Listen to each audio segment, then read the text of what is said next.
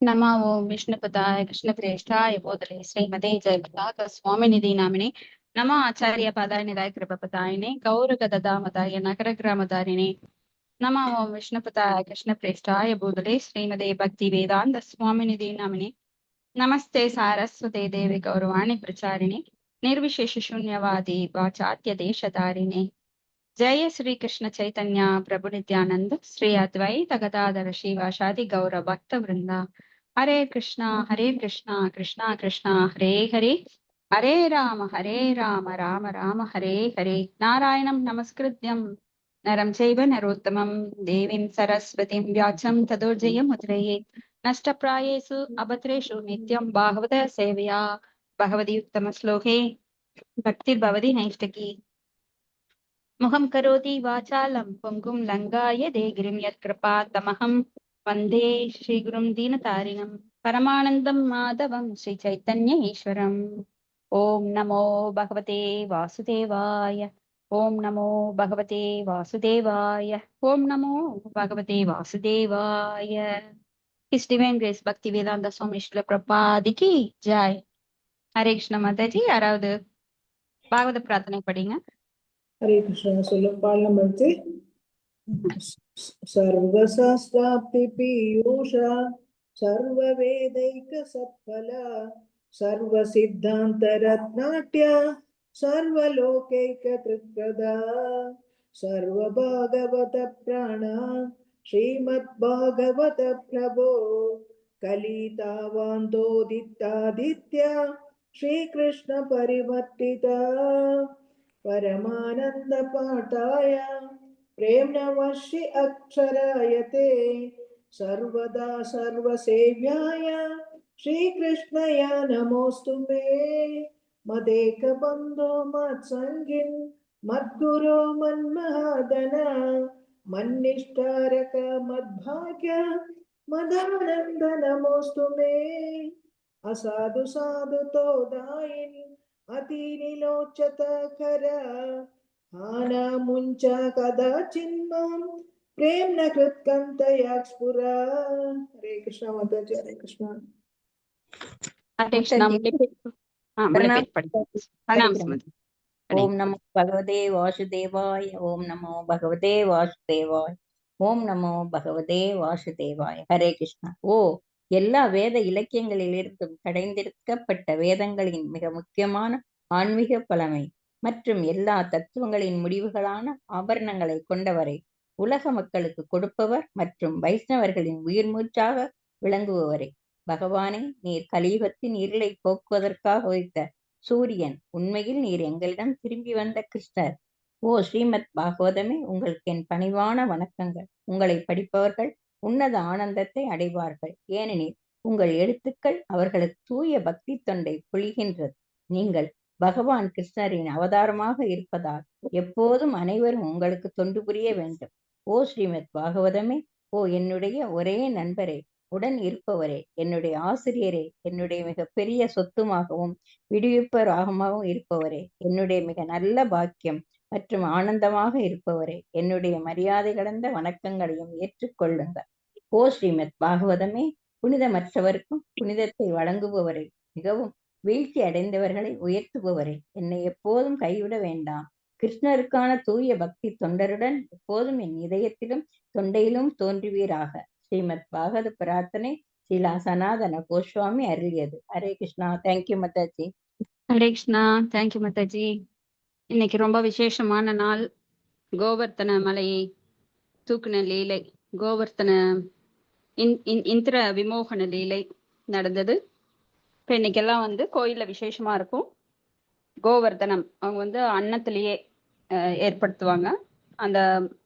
அதை கிரிவலம் வர்றப்போ, பரிக்கிரமா வர்றப்போ நம்மளுக்கு ரொம்ப நல்லது. இது நம்ம பிருந்தாவனத்துல கோவர்த்தனத்துல போய் பண்ணினாலும் ரொம்ப நல்லது.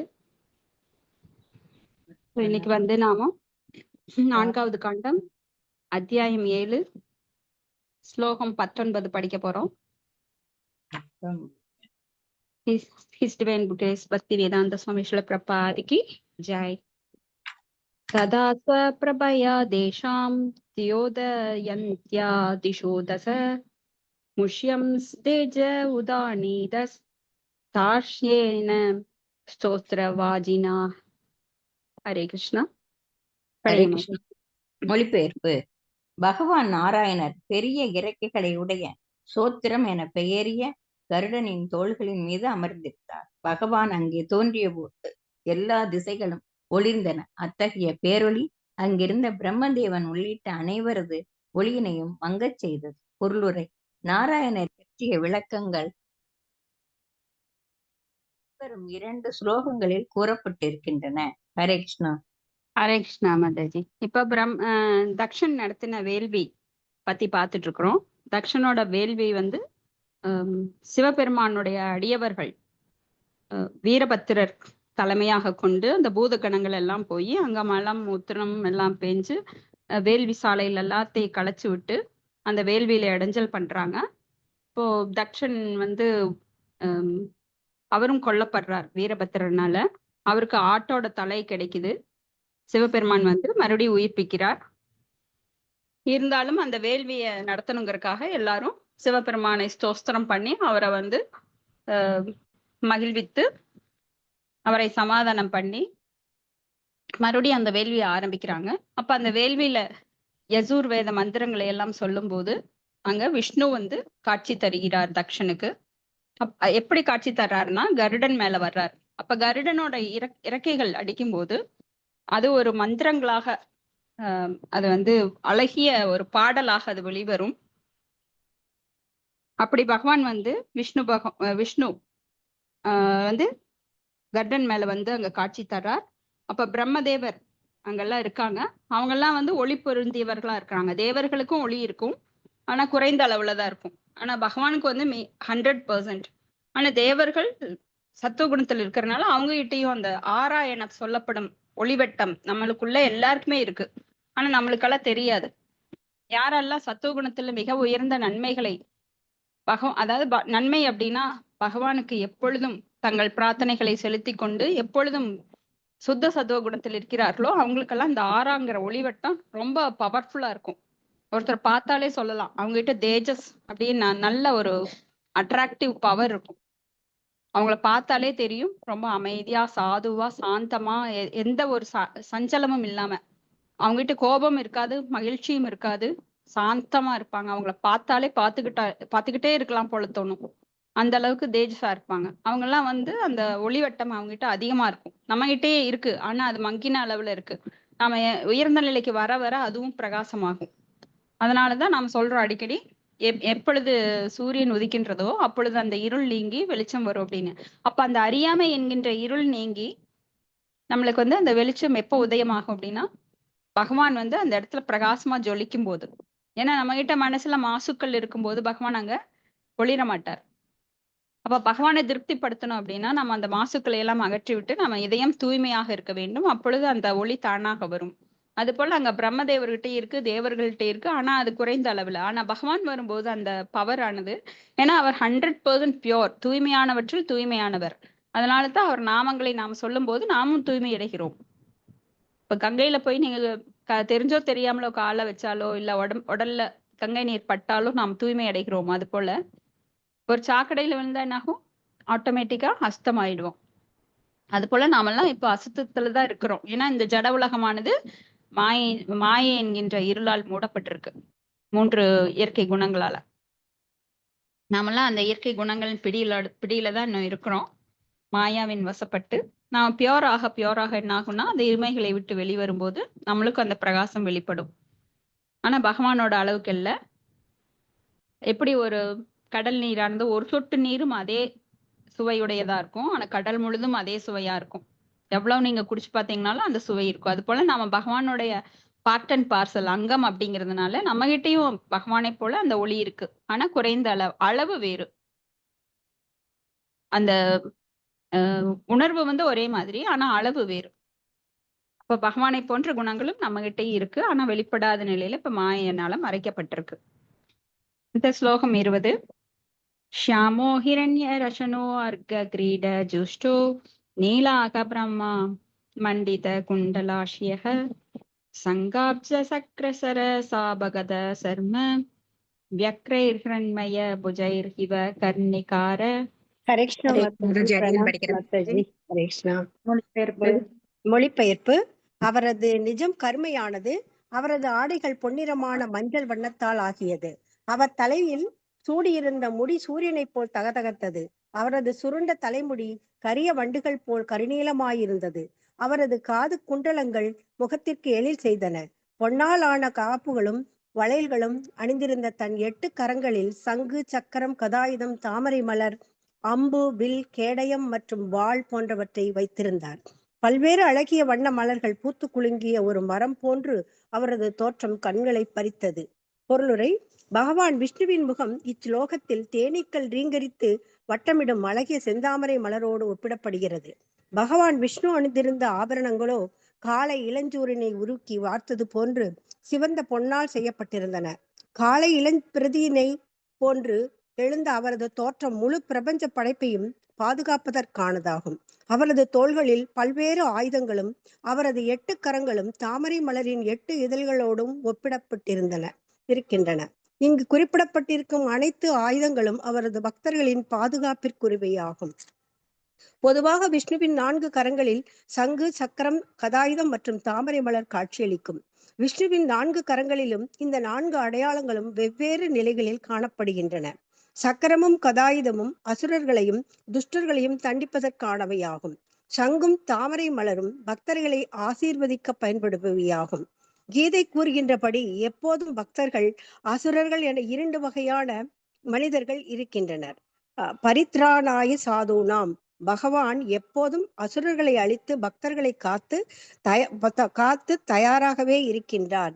பௌதீக உலகில் பக்தர்கள், அசுரர்கள் போன்ற பிரிவுகள் உள்ளன. ஆன்மீக உலகிலோ இது போன்று எந்த பிரிவும் கிடையாது. அதாவது பகவான் விஷ்ணுவே பௌதீக மற்றும் ஆன்மீக உலகங்களின் தலைவராக விளங்குகிறார். பௌதீக உலகில் ஏறத்தாழ எல்லாருமே அசுரத்தன்மை உடையவர்களே. எனினும் இங்கு பக்தர்களும் கூட இருக்கின்றனர். அவர்கள் பௌதீக உலகில் இருப்பவர்களாகவே தோன்றிய போதிலும் அவர்கள் எப்போதும் ஆன்மீக உலகிலேயே இருக்கின்றனர். ஒரு பக்தனின் நிலையானது உன்னதமானது. அவன் எப்போதும் பகவான் விஷ்ணுவினால் பாதுகாக்கப்படுகின்றான். ஹரே கிருஷ்ண மாதாஜி. தேங்க்யூ மாதாஜி. கிருஷ்ணா, தேங்க்யூ மாதாஜி. இப்போ இங்க வந்து பகவான் விஷ்ணு தோன்றுகிறார். இப்ப விஷ்ணுவோட தோற்றம் இங்க வந்து சொல்லப்பட்டிருக்கு. எப்படி பகவான் கிருஷ்ணரிடம் இருந்து பகவான் விஷ்ணு சீரோதகசாயி, கர்ப்போதகசாயி, காரணோதகசாயி அப்படின்னு புருஷ அவதாரங்களாக தோன்றுகிறார்களோ, அப்ப பகவானிலிருந்து அவர்கள் வேறுபட்டவர்கள் கிடையாது. ஆனா பகவான் கிருஷ்ணர் முழுமையாக 100%. ஆனா இங்க விஷ்ணுவாக வரும்போது, அவர் ஜட உலகில் வரும்போது, ஜட உலகை காப்பதற்காக வரும்போது ஆயுதங்கள் தரித்து வருகிறார். அப்போ அவர் வந்து கொஞ்சம் ஒரு 4% கம்மியா விஷ்ணுவுக்கு. அப்போ முழுமையா வந்து 100% அப்படின்னா கோலோக பிருந்தாவனத்தில் இருக்கும் பகவான் ஸ்ரீ கிருஷ்ணர் 100% முழுமையானவர். இங்க விஷ்ணுவாக வரும்போது கொஞ்சம், ஆனா வந்து ரொம்ப எல்லாம் நாம அதை தாழ்த்த முடியாது. அப்ப விஷ்ணு வேறுபட்டவர் அல்ல, பகவானுடைய சுய விரிவங்கம். பகவான் விஷ்ணு கிருஷ்ணரிலிருந்து வேறுபட்டவர் அல்ல. அப்போ அவர் எதுக்காக வருகிறார் அப்படின்னா, இங்க ஜட உலகுக்கு எதுக்காக வருகிறார்? அவர் வந்து காரணோதகசாயி விஷ்ணுவாக பல்வேறு லோகங்களை தோற்றுவிக்கிறார். கர்ப்போதகசாயி விஷ்ணுவாக அந்த லோகங்கள்ல அவர் வந்து பரமாத்மாவாக நுழைகிறார். அப்ப பரமாத்மாவாக 2 விதத்துல. ஒண்ணு, பல பிரபஞ்சங்கள்ல அவர் நுழையும் போதுதான் அந்த பிரபஞ்சங்களோட இயக்கம் ஆரம்பிக்கின்றது. அதுக்கு முன்னாடி அது அப்படியே ஸ்டில், அப்படியே ஒண்ணுமே அசையாம நின்றிருந்தது. அப்ப பரமாத்மாவா அவர் உள்ள ஒவ்வொரு அண்டங்களுக்குள்ள நுழையும் போது அந்த அண்டங்கள் இயங்க ஆரம்பிக்குது. அது போல பிரம்மா வர்றார், அவரோட கர்ப்போதகசாயி விஷ்ணுவோட நாபி கமலத்திலிருந்து. அப்போ அவர் படைப்பை ஆரம்பிக்கிறார். அப்ப அந்த படைப்புக்கெல்லாம் எல்லா உயிரினங்களையும் அவர் தோற்றுவிக்கும் போது அந்த உயிரினங்களுக்குள் பரமாத்மாவாக ஒவ்வொரு ஜீவராசிக்குள்ளும் அவர் வந்து சீரோதகசாயி விஷ்ணுவாக நுழைகிறார். அப்படிப்பட்ட விஷ்ணு எதற்காக இங்க வருகிறார்னா, காக்கும் தொழிலை. இப்ப வந்து புருஷ அவதாரமா வந்துட்டாரு. அடுத்தது குண அவதாரமாக என்ன பண்றார்? காக்கும் தொழில ஈடுபடுகிறார். ஏன்னா காக்கும் தொழில அவரால் தான் பண்ண முடியும். ஏன்னா எல்லாவற்றிற்கும் காரணம் அவர்தான். ஈஸ்வரா பரம கிருஷ்ண சச்சித்தானந்த விக்கிரக அநாதிர் ஆதிர் கோவிந்த சர்வ காரணம். அப்ப அந்த காக்கும் தொழிலை அவர் எடுத்துக்கிறார், படைக்கும் தொழிலை பிரம்மாக்கு கொடுக்கிறார், அழிக்கும் தொழிலை ருத்ரனுக்கு கொடுக்கிறார். அப்படிப்பட்ட விஷ்ணு 8 ஆயுதங்களை ஏந்தி இருக்கிறார். அப்ப அவர் வந்து தாமரை இதழ்கள் போல அவர் அப்படியே மலர்ந்திருக்கிறார். அவருடைய அழகு வந்து பகவான் கிருஷ்ணரிலிருந்து வேறுபட்டதல்ல. பிரகாசமான தாமரை போன்ற முகம், தாமரை போன்ற கண்கள், தாமரை இதழ் போன்ற உதடுகள், இப்படி பற்கள் வந்து அப்படியே முத்து போன்ற பற்கள், நீளமான கைகள், முழங்கால் வரை நீண்டிருக்கும் கைகள், மஞ்சள் நிற ஆடை பட்டாடை உடுத்தியிருக்கிறார். மங்களகரமான தோற்றம், சங்கு சக்கரம் கதை வில் வேல் அம்பு அப்படின்னு 8 ஆயுதங்களை ஏந்திருக்கிறார். அதுல முக்கியமா விஷ்ணு வந்து 4 ஆயுதங்களோட தோன்றுவார். கருட வாகனத்தின் மீது சங்கு சக்கரம் அப்புறம் புஷ்பம், தாமரை புஷ்பம் ஏந்திருப்பாரு. அப்ப அந்த தாமரை புஷ்பமும் சங்கையும் கொண்டு பக்தர்களை ஆசீர்வதிக்கவும், அந்த கதாயுதமும் சக்கராயத்தையும் கொண்டு பகைவர்களை அழிக்கவும் அவர் பயன்படுத்துகிறார். ஏன்னா இங்க வந்து துஷ்டர்கள் நிறைந்த உலகம்தான் இந்த ஜட உலகம். சோ 2 விதமான படைப்புகள் இங்க இருக்கு. ஒண்ணு ஒரு பாசிட்டிவா இருக்கு, இன்னொன்னு நெகட்டிவா இருக்கு. சுறா ஒண்ணு, அசுரா ஒண்ணு. இப்ப சுறா அப்படிங்கிறவங்க நல்லவங்களா இருக்கிறாங்க. சத்துவகுணத்துல முழுசா நல்லதா இல்லைனாலும் அவங்க மேக்சிமம் நல்லவங்களா இருக்கிறதுனால எப்பொழுதும் அசுரர்களால் அவங்க தாக்கப்படுகிறார்கள். ஆனா இந்த கலியுகத்துல நமக்குள்ளேயே அசுரர்கள் இருக்காங்க. சத்திய யுகத்துல எல்லாம் அசுரர்கள்னா தனியா வருவாங்க. அடுத்த யுகத்துல அதே மாதிரி இருந்தது, திரேதா யுகம், துவாபர யுகம். ஆனா இந்த கலியுகத்துல அசுரர்கள்னு பார்த்தா நம்ம மனசுக்குள்ளேயே நிறைய அசுரர்கள், காம குரோத லோப மோக மதம் ஆச்சரியன்னு நிறைய அசுரர்கள் இருக்கிறதுனால பகவான் தோன்றி எல்லாரையுமே அழிக்கணும் அழிச்சா. ஏன்னா எல்லார்கிட்டயும் அசுர குணம் இருக்கு. அதனால அவர் கருணை மிக்க அவதாரமாக, சைத்தன்ய மகா பிரபுவாக, சன்ன அவதாரமாக, மறைக்கப்பட்ட அவதாரமாக தோன்றி நம்மளுக்கு இந்த உபாயத்தை கொடுத்திருக்கார். என்னன்னா, ஹரே கிருஷ்ண மந்திரத்தை சொல்லி நீங்கள்லாம் தயவு செஞ்சு இந்த குணங்களை எல்லாம் போக்கி என்னிடம் திரும்பி வாங்க அப்படின்னு சொல்லி இந்த கலியுகத்துல, ஏன்னா இந்த கலியுகமானது ரொம்ப விசேஷமானது. ஏன்னா பகவான் தோன்றி ஒரு 500 வருடங்கள் தான் ஆச்சு. 500 வருடங்களுக்கு முன்னாடி சைத்தன்ய மகாபிரபுவாக, 5000 வருடங்களுக்கு முன்னாடி பகவான் கிருஷ்ணர் இங்க தோன்றி இருக்கிறார். அதனால இது ரொம்ப விசேஷமான கலியுகம். ஏன்னா கலியுகம் வந்து அந்த சுழற்சியில வரும்போது மாறுபடும். பகவான் வந்து எப்ப அவதரிக்கிறார், எப்போ மறைகிறாருங்கிறதெல்லாம் யாருக்குமே தெரியாது. ஏன்னா அவர் ஸ்வராட், சுதந்திரமானவர். ஆனா இப்பதான் சமீபத்துல நம்மளுக்கு வந்துட்டு போயிருக்கார், இந்த மந்திரத்தை கொடுத்திருக்கார். இன்னும் 10,000 ஆண்டுகள் தான் அது இருக்கும் அப்படின்னு சில பிரபுபாதர் உறுதியா சொல்றார். அதனால இந்த 10,000 ஆண்டுகளுக்குள்ள நாம இந்த ஜென்மத்திலேயே நம்மளுடைய பிறப்பு இறப்பு சுழலில் இருந்து விடுபட ஒவ்வொருவரும் முயல வேண்டும். இல்லைன்னா அந்த சுழற்சியிலிருந்து நம்ம விடுபடவே முடியாது. பிறப்பு இறப்பு முதுமை நோய் அப்படிங்கிற 4 நம்மளை வந்து தொந்தரவு பண்ணிட்டே இருக்கும். அது மட்டுமல்ல, அத்தியாத்மிகா, ஆதி பௌதிகா, ஆதி தெய்வீகா அப்படின்ற 3 கஷ்டங்களும் துன்பங்களும் தொடர்ந்து வந்து கொண்டே இருக்கும். அப்ப இங்க வந்து நாம இதுல இருந்து விடுபடுறதுக்கு தான் சைத்தன்ய மகாபிரபு நம்மளுக்கு வழி கொடுத்திருக்கார். அப்ப இந்த எதுக்காக பகவான் இங்க வர்றாரு அப்படின்னா, அவர் வர வேண்டிய அவசியமே கிடையாது. ஏன்னா ஜட உலகம் ஆன்மீக உலகத்திலிருந்து முற்றிலும் வேறுபட்டது, துன்பமயமானது, அசிங்கமானது, டேர்ட்டின்னா சொல்லலாம், குப்பை கூடன்னு சொல்லலாம். ஒரு குப்பைக்குள்ள யாராவது போய் நின்னு அங்க வாழணும்னு நினைப்போமா? ஆனா இந்த ஜட உலகத்துல நாமெல்லாம் அப்படித்தான் நினைக்கிறோம். இங்கேயே மாளிகையை ஏற்படுத்திக்கலாம், நம்ம வந்து சொகுசா கார் வாங்கிக்கலாம். ஆனா இந்த குப்பைக்குள்ளேயே நாம சுழல்றதுக்கு வேண்டியதே கிடையாது. ஏன்னா இங்க எல்லாம் மாசடைந்த குணங்கள் நம்ம கிட்ட எல்லார்கிட்டே இருக்கு. தவறு செய்யும் இயல்புடையவர்கள், ஏமாற்றும் இயல்புடையவர்கள், மாயைக்கு உட்பட்டவர்கள், நமது புலன்கள் வந்து மாயைக்கு உட்பட்டது, இப்படி 4 விதமான குறைகள் நம்ம கிட்ட இருக்கு. இப்ப எல்லார்கிட்டயும் இருக்கு. அதனால ஒண்ணுக்கு ஒண்ணு துன்பம் தான். அப்ப இதுல இருந்து விடுபட வேண்டும் என்றால் ஆன்மீக உலகம் இதுக்கு ஆப்போசிட். இங்க இருக்கிறது அங்க இல்ல, அங்க இருக்கிறது இங்க இல்ல. அப்படின்னா இங்க துன்பமயமான உலகம், துக்காலயம், அசாஸ்வதம், அனித்தியம், அசூகம். ஆனா ஆன்மீக லோகமோ முற்றிலும் வேறுபட்டது, இன்பமயமானது. அங்க இருமைகளே கிடையாது. இங்கெல்லாம் ஒரு வேர்டு எடுத்தோம் அப்படின்னா அதுக்கு ஆப்போசிட் இருக்கு. ஆண் அப்படின்னா பெண், இன்பம் அப்படின்னா துன்பம், மகிழ்ச்சி அப்படின்னா இகழ்ச்சி, மரியாதை அவமரியாதை அப்படின்னு ஆப்போசிட்டா இருக்கு. இருமைகள் நிறைந்த உலகம். ஆனா ஆன்மீக உலகத்துல எல்லாமே நன்மைகள் தான், எந்த ஒரு சின்ன குறைகள் கூட கிடையாது. அதனாலதான் அங்க போறவங்க திரும்பி வர்றதில்லை. நான் தத்பாஷேதோஷியோ நான் சசாங்கோ நான் பாவக ஏக்கத்வா நான் நிவர்த்தந்தி தத்தாம பரமம் மம. அப்ப நாமெல்லாம் என்ன பண்ணணும்னா, பகவான் இங்க வர்றாரு எதுக்காக? நான் அவரை பத்தி திரும்ப நாம ஞாபகப்படுத்துறதுக்காக. சத்துவ குணத்துல இருக்கிறவங்களை எல்லாம் அட்ராக்ட் பண்ணி தன்னுடன் அழைத்து செல்வதற்காக இங்க வர்றாரு. அப்ப பரித்ராணாய சாதுனாம் வினாச்சாய சதுஷ்கிருதாம் தர்ம சம்ஸ்தார்ப்பணார்த்தாய சம்பவாமி யுகே யுகே. யுக யுகங்களாக இப்படி வர்றாரு. ஆனா எப்ப வர்றான்னு யாருனாலும் சொல்ல முடியாது. சாதுனாம், சாதுக்கள் அப்படின்னா பக்தர்கள். சாதுக்களை காப்பதற்காகவும் துஷ்டர்களை அழிப்பதற்காகவும் வர்றார். யதா யதா ஹி தர்மஸ்ய கிளானிர்பவதி பாரத அப்யுக்தானாம் அதர்மஸ்ய. அதர்மங்களை அழிப்பதற்காக அதர்மஸ்ய யதா ஹி தர்மஸ்ய கிளானிர்பவதி பாரத அப்யுக்தானாம் அதர்மஸ்ய தர்ம சம்ஸ்தார்ப்பணார்த்தாய சம்பவாமி யுகே யுகே. அப்போ இந்த மாதிரி தர்மத்தை காப்பதற்காகவும் அதர்மத்தை அழிப்பதற்காகவும் மீண்டும் மீண்டும் அவதரிக்கிறார். அவர் இங்க வரணுங்கிற அவசியமே அவருக்கு கிடையாது. ஏன்னா அவர் நான் காரணம் காரியம் சவித்தியதே அப்படின்னு சொல்லுது வேதங்கள். அவருக்கு எந்த காரணமும் கிடையாது இந்த உலகத்துல. ஏன்னா அவர் ஆத்மராமா, தன்னுள் நிறைவு பெற்றவர். அவருக்கு இங்க வந்து இன்பம் தேடணுங்கிறதே கிடையாது. அப்ப அவருடைய லீலைகள் எல்லாம் நிறைய இருக்கு. அதெல்லாம் வந்து நம்ம புரிஞ்சுக்கவே முடியாது. நம்ம நிலையிலிருந்து நாம புரிஞ்சுக்க முடியாது. ஒரு தூய பக்தரால் மட்டும்தான் அதை புரிஞ்சுக்க முடியும்.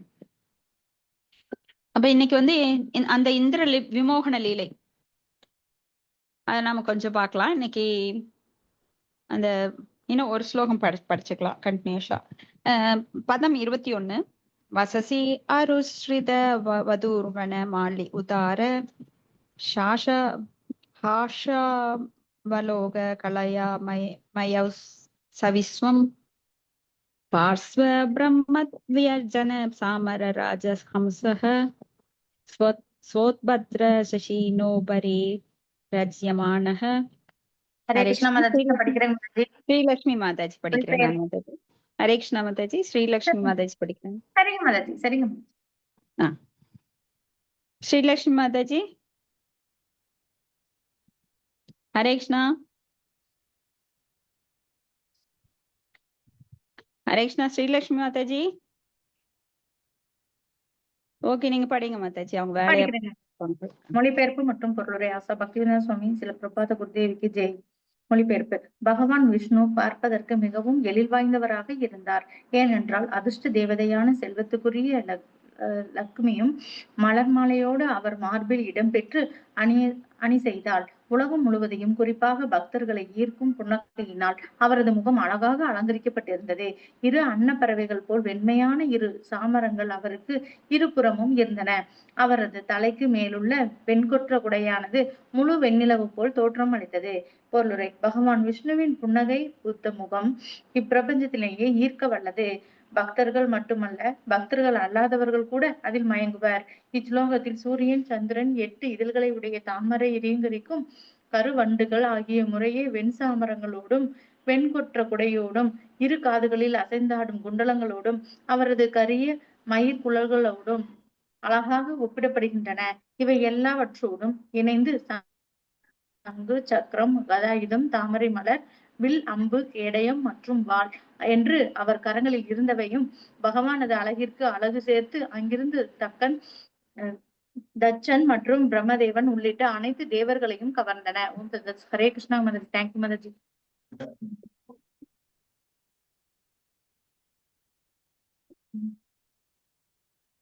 ஹரே கிருஷ்ணா. தேங்க்யூ மாதாஜி. அப்ப பகவான் வந்து அதிர்ஷ்ட தேவதையான லக்ஷ்மிய வந்து தன் மார்புல எப்பவுமே வச்சிருப்பார். நீங்க பெருமாள் கோயில் எல்லாம் பாத்தீங்கன்னா பெருமாளோட மார்புல ரெண்டு பக்கமுமே லக்ஷ்மி இருப்பாங்க. அப்ப அவர் வந்து புன்னகை பூத்த அந்த அழகான முகம். பகவான் அப்படின்னாலே அவர் வந்து ஆல் அட்ராக்டிவ். அவர் வந்து வசீகரிக்கக்கூடியவர், எல்லோரையும் வசீகரிக்கக்கூடியவர். அதனாலதான் வசீகரிக்கிறதுக்காக அவர் அடிக்கடி அவதாரம் எடுக்கிறார். இப்ப இங்க வந்து சூரியன், சந்திரன் என 8 இதழ்களுடைய தாமரை ரீங்கரிக்கும் கருவண்டுகள் ஆகிய முறையே வெண்சாமரங்களோடு வெண்கொற்ற குடையோடு இரு காதுகளில் அசைந்தாடும் குண்டலங்களோடு அவரது கரிய மயிர்குழல்களோடும் அழகாக ஒப்பிடப்படுகின்றன. அப்ப அந்த கருவண்டுகள் அப்படின்னாலே பகவானுக்கிட்ட எப்பவுமே அந்த நறுமணம், நாமெல்லாம் இங்க பர்ஃப்யூம்னு சொல்லி செயற்கையா தயாரிக்கிறோம். பல எசன்ஸ் எல்லாம் போட்டு அவங்க வந்து குளிக்கலினா கூட ஃபாரினர்ஸ் எல்லாம் என்ன பண்ணுவாங்க, அதை அப்படியே அடிச்சுக்குவாங்க மேல. இங்க நாமளுமே வந்து நிறைய பேர் பர்ஃப்யூம் யூஸ் பண்றோம். அதெல்லாம் செயற்கையானது, ரசாயனம் கலந்தது. ஆனா பகவான்கிட்ட எப்பவுமே அந்த நறுமணம் வந்து பகவான் இருக்கிற இடத்துல வந்து எப்பவுமே பல கிலோமீட்டர் தூரத்துக்கு, பல மில்லியன் கிலோமீட்டர் தூரத்துக்கு அவரது நறுமணம், ஆன்மீக உலகமெல்லாம் நறுமணங்களால் அப்படியே சூழ்ந்திருக்கும். ஏன்னா பகவான் இருக்கின்ற அந்த இடம் நறுமணத்தினால சூழ்ந்திருக்குமா.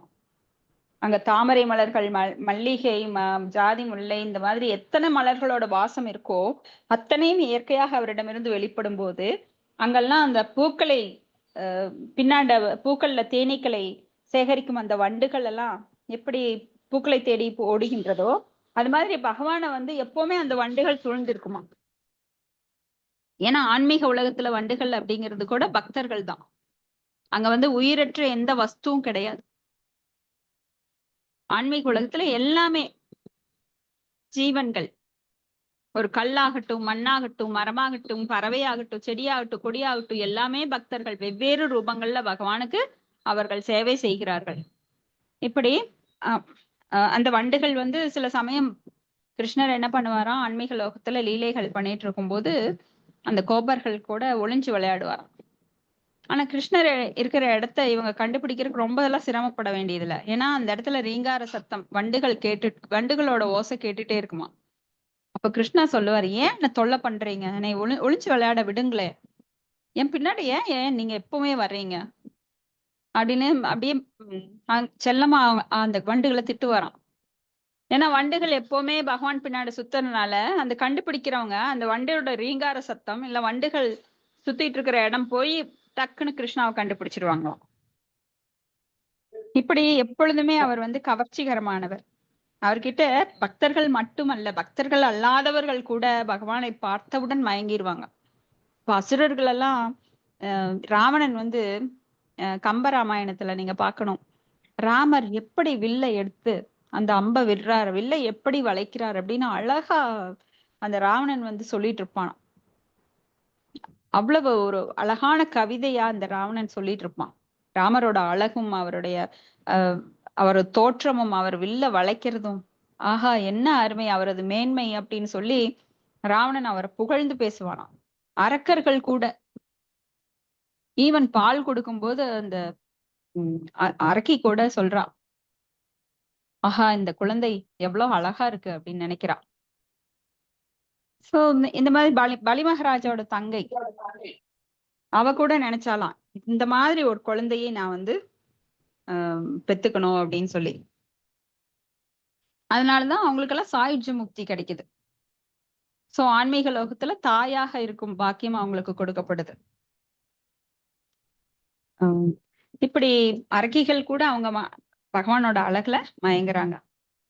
இப்ப பகவான் வந்து பல்வேறு ஆயுதங்களை இங்க வச்சிருக்காரு. ஏன்னா ஆன்மீக உலகங்கள்ல ஆயுதங்களுக்கு வேலையே கிடையாது. அங்க யாரையும் அழிக்க வேண்டிய தேவையே கிடையாது. இங்கே ஜட உலகில வரும்போதுதான் சங்கு, சக்கரம், கதாயுதம், தாமரை, மலர், வில், அம்பு, கேடயம், வாள் அப்படின்னு நிறைய வச்சிருக்காரு. இதெல்லாம் வந்து பகவானுக்கு அழகுக்கு அழகு சேர்க்குது. ஏன்னா பகவான் வந்து அவருடைய கிரீடம் எப்படிப்பட்டது அப்படின்னா வைர வைடூரியங்கள், ரத்தினங்கள் பதித்து அப்படியே ஜொலிக்கும். அப்ப அதுல இருந்து வர்ற அந்த வெளிச்சம் இருக்கு பாருங்க, பகவான்கிட்ட இருந்து வர்ற வெளிச்சமா அதுல இருந்து வர்ற வெளிச்சமா தெரியாத அளவுக்கு ஒரு 2 போட்டி போட்டுக்கிட்டு அந்த தேஜஸ் ஆனது வெளிப்படும்.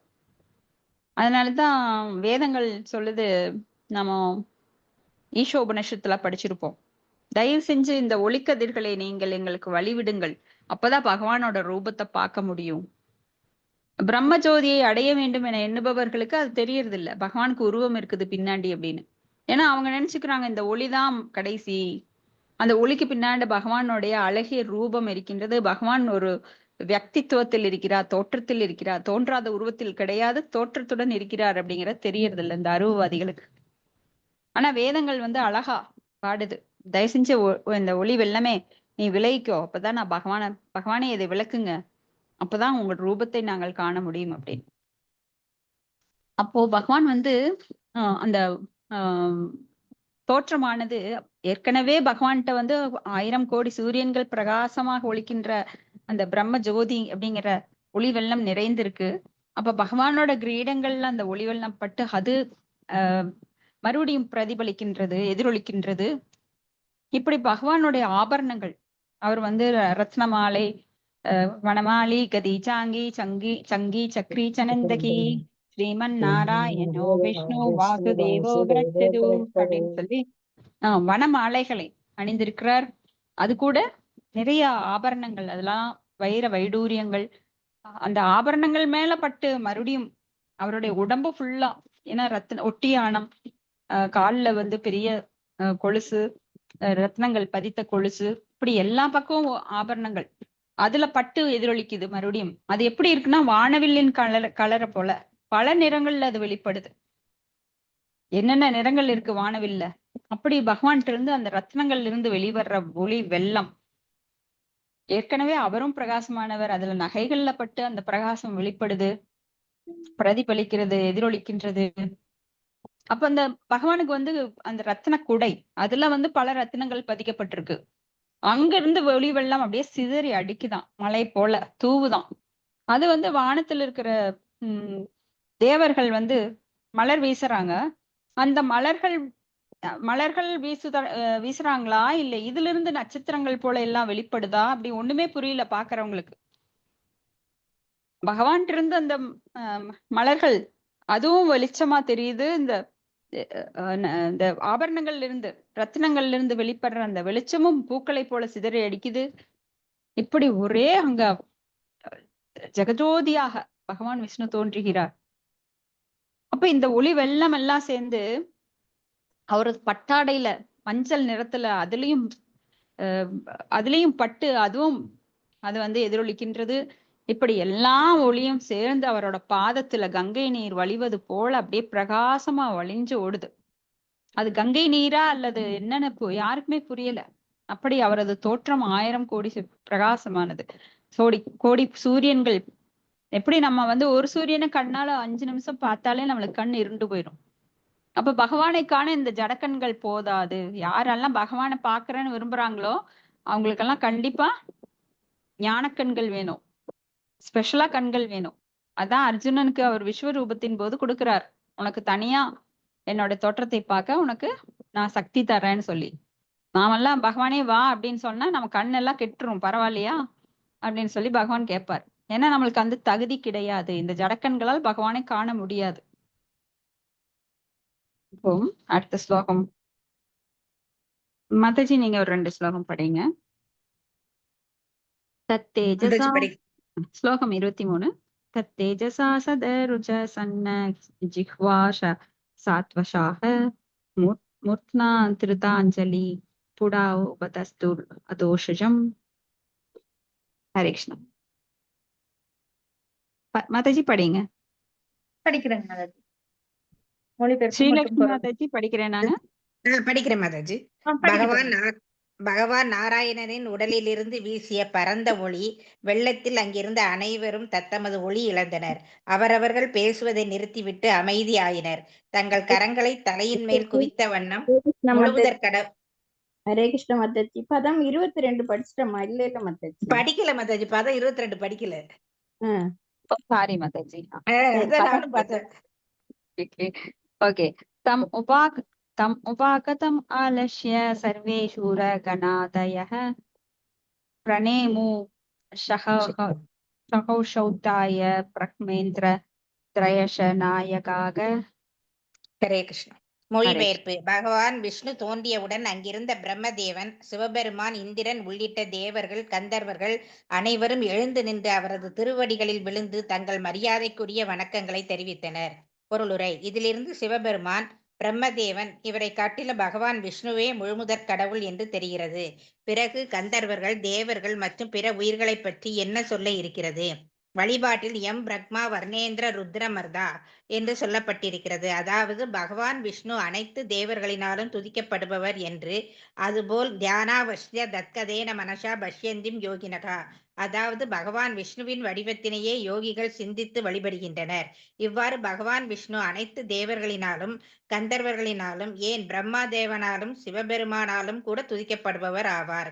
தத் விஷ்ணு பரமம் பதம் சதா பஷ்யந்து சுரயகா, ஆனால் விஷ்ணுவே முழுமுதற் கடவுளாவார். சிவபெருமானை முன்பு பிரம்மதேவன் முழுமுதற் கடவுளாக வழிபட்டார். ஆனால் பகவான் விஷ்ணு தோன்றியவுடன் சிவபெருமானும் தரை மீது விழுந்து தன் மரியாதை மிகுந்த வந்தனங்களை தெரிவித்தார் என்று இச்ச்லோகம் குறிப்பிடப்படுகிறது. ஹரே கிருஷ்ணா. தேங்க்யூ மாதாஜி. ஹரே கிருஷ்ணா மாதாஜி. அடுத்தது படிச்சிருங்க மாதாஜி, மொழிபெயர்ப்பு. பகவான் நாராயணன் உடலிலிருந்து வீசிய பரந்த ஒளி வெள்ளத்தில் அங்கிருந்த அனைவரும் தத்தமது ஒளி இழந்தனர். அவரவர்கள் பேசுவதை நிறுத்திவிட்டு அமைதியாயினர்.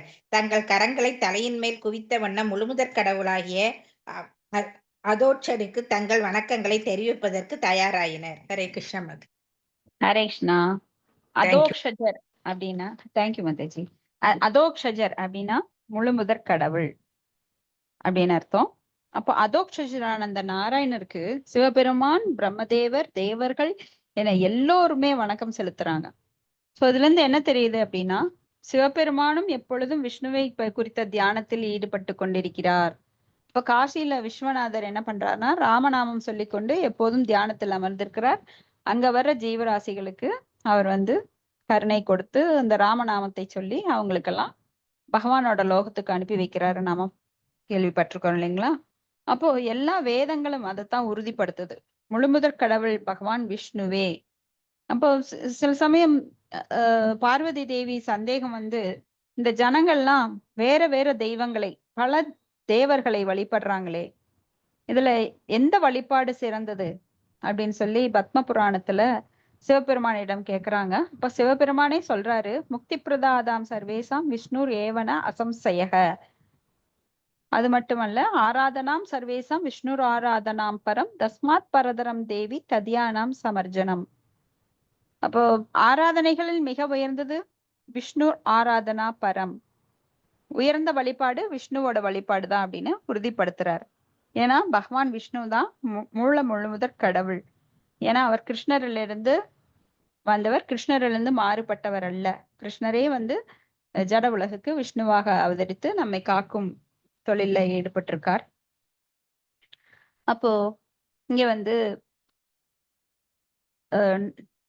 அவர்கிட்ட வர்ற வெள்ளம், அந்த ஒளியானது வெள்ள ஒளி, அந்த ஒளி வெள்ளத்துல எல்லாருமே அவங்கவுங்கள என்ன நினைச்சிருக்காங்கன்னா, நாம தான் பெரியவங்கன்னு நினைச்சிருக்காங்க. ஆனா அங்க பார்த்து எல்லாரும் அவரோட தேஜஸ்ல மயங்கி போய் தானா கைய உயர்த்த ஆரம்பிக்கிறாங்க. ஒரு சமயம் காந்தி படத்துல கூட பார்த்திருப்பீங்க, காந்தியடிகள் வந்தா காந்தி வந்தா யாரும் எந்திரிக்க கூடாது அந்த கோர்ட்ல அப்படின்னு எல்லாம் உட்காந்துட்டு இருக்காங்க. ஆனா ஜட்ஜ் எந்திரிச்சிட்டாரு, தானா ஆட்டோமேட்டிக்கா அவர் எந்திரிக்கிறார். ஏன்னா அவ்வளவு பவர்ஃபுல்லான ஒருத்தர் வர்றப்போ தானாக எல்லாம் எந்திரிச்சிருவாங்க. அப்ப ஜட்ஜ் எந்திரிக்கும் போது என்ன பண்றது, மற்றவர்கள் தானா எந்திரிக்க வேண்டி வந்துருச்சு, நிர்பந்தம். அது போல இங்க பகவான் விஷ்ணு வந்தோன்ன யாருக்கெல்லாம் பொறாமை மனசுல இருந்ததோ ஒன்னும் பண்ண முடியல, தானா எந்திரிச்சாங்க. ஏன்னா பகவானுடைய தேஜஸ், அவர் பார்க்கும் போதே அந்த பொறாமை அழிஞ்சிரும் எல்லாருக்கும். ஏன்னா பகவானுடைய அந்த சாந்தமான முகம், அன்பு ததும்பிய முகம், நாமெல்லாம் ஒரு இமேஜின் பண்ணி வச்சிருப்போம், ஓ கடவுள்னா நம்மளுக்கெல்லாம் நிறைய பனிஷ்மெண்ட் தராரு, அதனால இப்படி இருப்பாரோ அப்படி இருப்பாரோ, நம்மளை பார்த்தா கோபப்படுவாரோ. கிடையவே கிடையாது. என்னைக்கும் அவருக்கு கோபம் கிடையாது, உச்சகட்டமான மகிழ்ச்சியும் கிடையாது, நண்பர்கள் கிடையாது, துஷ்டர்கள் அவருக்கு விரோதிகள் கிடையாது, இருமைகள் அற்றவர். அதனால எப்பவும் அவர் அன்பின் சின்னம், அவர் எப்பவும் அன்பை வெளிப்படுத்துறார். அப்போ நாமெல்லாம் கோலோக பிருந்தாவனம் போகும்போது காத்திருப்பாராம், இத்தனை நாள் என்னை விட்டு எங்க போயிட்டேன் அப்படின்னு கட்டி அணைச்சு நம்மளை வரவேற்பாராம். சோ நம்மெல்லாம் அந்த நிலையை எப்ப எய்துவோன்னு தெரியல, ஆனா நமக்காக இன்னும் வெயிட் பண்ணிட்டு இருக்காரு. ரொம்ப அன்பானவர். மாதா தாத்தா பிதா மகஹ அகம் பீஜ பிரத பிரதாக அப்படின்னு பகவத்கீதையில சொல்றார். நான் தான் விதையளிக்கும் தந்தை அப்படின்னு. தந்தை என்னைக்காவது மகனை பார்த்து ஏன் திரும்பி வந்தேன்னு கேட்பாரா? அப்படி கட்டி அணைச்சுக்குவாரு. மகன் வேணா திரும்பி பார்க்காம போயிடுவான். ஆனா தந்தை வந்து ஏன்டா என்னை விட்டு போறேன்னு தான் கவலைப்படுவார். அந்த மாதிரி நாமெல்லாம் பகவானை விட்டு வந்துட்டோம். ஆனா நம்ம திரும்பி போகும்போது நம்மளுக்காக ஏங்கிட்டு இருப்பார். சோ நம்ம வந்து இன்னைக்கு அந்த கோவர்த்தன லீலை கொஞ்சம் பார்க்கலாம். அப்ப இப்படிப்பட்ட தூய்மையான பகவான் ஒரு சமயம் அவதாரி கிருஷ்ணராக இந்த ஜட உலகுல ஆஹ் வாசுதேவர் அவர்கிட்ட வந்து லீலைகள் பண்றார். யசோதா அன்னைக்கும் அவரது குழந்தை பருவ லீலைகளை நிறைய கொடுக்கிறார். அதனால ஆனந்தமயமா இருக்கு. அந்த இடமே வந்து கோலோக விருந்தாவனமா மாறிடுது. ஏன்னா பகவான் இருக்கிற இடம் தான் கோலோக விருந்தாவனம். சோ அந்த இடத்துல வந்து கோவர்த்தன மலை, அந்த கோவர்த்தன மலை வந்து மிக உயர்ந்த பக்தர்.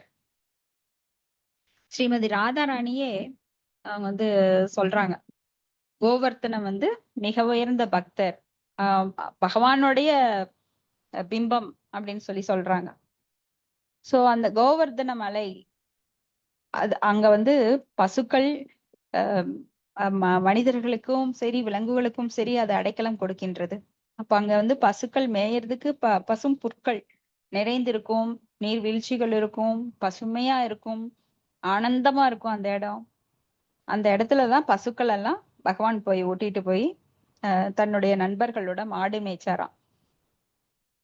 அப்போ ஒரு சமயம் பசுக்களை எல்லாம் மேய்ச்சிட்டு இவர் வந்து கொஞ்ச நேரத்திலேயே வர்றாரு அன்னைக்கு. ஏன் அப்படின்னா அந்த கோகுலவாசிகள் அவங்க அப்பா எல்லாம் என்ன பண்றாரு, நந்த கோபர் எல்லாம் ரொம்ப விசேஷமா பொருட்களை எல்லாம் எடுத்து வச்சுட்டு, யாகங்களுக்கு வேண்டிய பொருட்களை எல்லாம் மூலிகைகள் எல்லாம் எடுத்து வச்சுக்கிட்டு, தீன் பண்டங்கள், அந்த யாகத்துல போடக்கூடிய பட்டாடைகள் இதெல்லாம் எடுத்து வச்சுட்டு, ஏன்னா அவர் ராஜா, அந்த கோகுலத்துல அவர் தான் ராஜா. நந்தர் உபநந்தர் இவங்க எல்லாம் இருப்பாங்க. அப்ப அவர் தான் தலைமை. அப்ப இந்திரனுக்கு வந்து வழிபாடு பண்ணணும், யாகம் பண்ணணும். ஏன்னா இந்திரன் தான் மழையை தருவிக்கிறார், அதனால பயிர்கள் வருது. நாம அந்த யாக சக்கரம் பார்த்திருப்போம். அன்னாத் பவதி பூதானே பர்ஜன்யா தன்ன சம்பவக யக்ஞாத் பவதி பர்ஜன்யோ யக்ஞ கர்ம சமுத்பவக அப்படின்னு. அப்போ அந்த யாக சக்கரமானது சுழன்று கொண்டிருக்கிறது. மழையினால் தானியங்களை வந்து யாகத்துல அர்ப்பணிக்கும் போது அது தேவர்களுக்கும், அந்த தேவர்கள் திருப்தி அடைந்து மீண்டும் மனிதர்களுக்கு மழையையும் வெயிலையும் குளிர்ச்சியும் கொடுத்து பல வகையில அவங்க திருப்திப்படுத்துறாங்க. இது வந்து 2 பேருக்கும் அண்டர்ஸ்டாண்டிங், மனிதர்களுக்கும் தேவர்களுக்குமாக பகவான் படைக்கும் போதே அதை ஏற்படுத்தினார் அந்த சட்டத்தை. மனிதர்கள் வந்து தேவர்களை திருப்திப்படுத்தும், தேவர்கள் வந்து மனிதர்களை திருப்திப்படுத்துவதும் இது தொடர்ந்து அந்த யாக சக்கரம் சுழன்று கொண்டே இருக்கும். அப்ப தேவர்கள் எங்கிருந்து அந்த சக்தியை பெறுகிறார்கள் அப்படின்னா பகவான்கிட்ட இருந்து அந்த சக்தியை பெற்று அவங்க நம்மளுக்கு பல விதத்துல நம்மளுக்கு அதை பகிர்ந்து கொடுக்குறாங்க, அவங்க கர்மாக்கு தகுந்த மாதிரி. சோ இப்படி போயிட்டு இருக்கிறப்போ அவர் வந்து இந்திர பூஜைக்கு ஏற்பாடு பண்றார். அப்போ கிருஷ்ணா வந்து மாடுகளை எல்லாம் திருப்ப மேய்ச்சிட்டு நேரத்திலேயே வந்துடுறாரு அன்னைக்கு. வந்துகிட்டு அப்பாவை பார்த்து, என்ன பண்ணிட்டு இருக்கீங்க? அவர் வந்து ரொம்ப பிஸியா இருக்கார். இவன் குழந்தை, இவனுக்கு பதில் சொல்றதுக்கு எனக்கு நேரம் இல்லை அப்படின்ட்டு அவர் மும்மரமா வேலை செஞ்சுட்டு இருக்காரு. அப்புறம் மறுபடியும் அவர் போய் பின்னாடியே போய் கேட்கிறார், என்ன பண்ணிட்டு இருக்கீங்க? என்ன தயாராயிட்டு இருக்கு? ஒரே வீடெல்லாம் வந்து ஒரு லட்டு பலகாரங்கள்லாம் ஆயிட்டு இருக்கு, ஒரே மனமா இருக்கு, எதுக்கு இந்த விசேஷங்கள்? என்ன பண்ணிட்டு இருக்கீங்க? என்ன? ஆனா வருஷம் பாப்பார். ஆனா இந்த வருஷம் என்ன பண்றார், ஒரு முடிவு பண்றார். இந்திரனுக்கு வந்து பூஜைகள் எல்லாம் பண்றாங்க, எப்பவுமே திருப்திப்படுத்துறாங்க, அது சரிதான். ஆனா இந்த இந்திரனுக்கு கொஞ்சம் இப்போ போய் அகங்காரம் அதிகமாயிருச்சு, ஆணவம் அதிகமாயிருச்சு. எப்பவுமே தன் பக்தர்கள் தவறு செய்ய நேரிடும் போது பகவான் தலையில ஒரு தட்டு தட்டுவார். ஏதோ ஒரு சம்பவம் அவங்களுக்கு வந்து பெரிய அடி உழுகும். அப்ப வந்து அவங்களை அந்த தவறுல இருந்து காப்பாற்றுவார். அது போல இங்க இந்திரன் வந்து கொஞ்சம் அகங்காரம் அதிகமாயிருச்சு, இவனுக்கு ஒரு பாடத்தை கொடுக்கணும் அப்படின்னு சொல்லிட்டு இவர் நினைச்சுக்கிட்டு தந்தைகிட்ட மறுபடியும் கேட்கிறார், என்ன பண்ணிட்டு இருக்கீங்கன்னு. அப்போ கூட இருக்கிறவங்க சொல்றாங்க, சின்ன பையன் நீ பேசாம இருக்கணும், நாங்க வந்து வேலையா இருக்கோம், எங்களை தொந்தரவு பண்ணாத அப்படின்னு சொல்லி மாட்டு வண்டிகளை எல்லாம் பூட்டி சாமானங்கள்லாம் எடுத்து வச்சுக்கிட்டு எல்லாம் பரபரன்னு இருக்காங்க. சரி, அவங்க அப்பாட்ட போய் மறுபடியும் கேட்கிறார், தந்தையே, நீங்க வந்து மிக உயர்ந்தவர். ஆனா உயர்ந்தவங்க என்ன பண்ணுவாங்க, எல்லோரையும் சமமாக பாதிப்பார்கள். இது குழந்தை, அது ஏழை, இது பணக்கார. ஏன்னா சமூகம் சர்வ பூதேசு, பகவான் சொல்றாரு நான் எல்லாருக்கும் சமமா இருப்பேன்னு. அது மாதிரி உயர்ந்தவர்கள் என்ன பண்ணுவாங்கன்னா, வித்யாவனய சம்பன்னே பிராமணே கவிஹஸ்தினி சுனி சைவச்ச மகாபாகேச பண்டிதாக சமதர்ஷனக அப்படின்னு இதையெல்லாம் சொல்லி அப்பாட்ட, நான் வந்து சின்ன குழந்தைன்னு சொல்லி நான் கேட்கறதுக்கு பதில் சொல்லாம நீங்க பாட்டுக்கு போயிட்டு இருக்கீங்களே அப்படின்னு சொல்லி அவரை ஒரு ஒரு குற்ற உணர்வை தோற்றுவிக்கிறார். அப்ப அவர் சரி, பையன் இவ்வளவு கெஞ்சுறானே, சரி நாம சொல்லலாம் அப்படின்னா உக்காந்து, அப்பா இங்க பாரு, நாமெல்லாம் இந்த இந்திரன் மழை தருவிக்கிறார், அதனால பயிர்கள் வருது, நாமெல்லாம் பசுமாடு மேய்க்கிறவங்க, வெள்ளாளர்கள். அப்போ வேணா பசுக்களுக்கு உணவளிக்கணும் அப்படின்னா மழை பெய்யணும். அப்போ வந்து பூமி பச்சை பசுமையாக அந்த புல்லெல்லாம் கொடுக்கும். அதையெல்லாம் மேய்ஞ்சிட்டு வந்துதான் பால் கொடுக்கும். அந்த பாலிலிருந்து இருந்து நாம தயிர் பண்ணி அதை வெண்ணெய் எடுத்து நாம அரசர்களுக்கெல்லாம் கொடுத்து நாம அதுல பொருள் ஈட்டுறோம். நம்மளுடைய இது வந்து வணிகர்கள் அப்படிங்கிறதுனால நாம பொருள் ஈட்ட வேண்டும், நம்மளுக்கு கடமை இருக்கு. அப்ப நம்ம கடமைப்படி நாம பசுக்களை பராமரிக்கணும், நாம தொழில் செய்யணும், வியாபாரம் பண்ணணும், செல்வத்தை சேர்க்கணும், அதுல இருந்து வரி கட்டணும், அப்புறம் விவசாயம் பண்ணணும். இதெல்லாம் நம்ம கடமை. அப்ப அதுக்கு உதவுறது யாரு அப்படின்னா தேவர்களோட தலைவர் யாருன்னா இந்திரன். அப்ப இந்திரன் தான் நமக்கு இது எல்லாமே கொடுக்கிறார், பொருளும் கொடுக்கிறார், நம்மளுக்கு மழை கொடுக்கிறார், தானியங்களை கொடுக்கிறார்.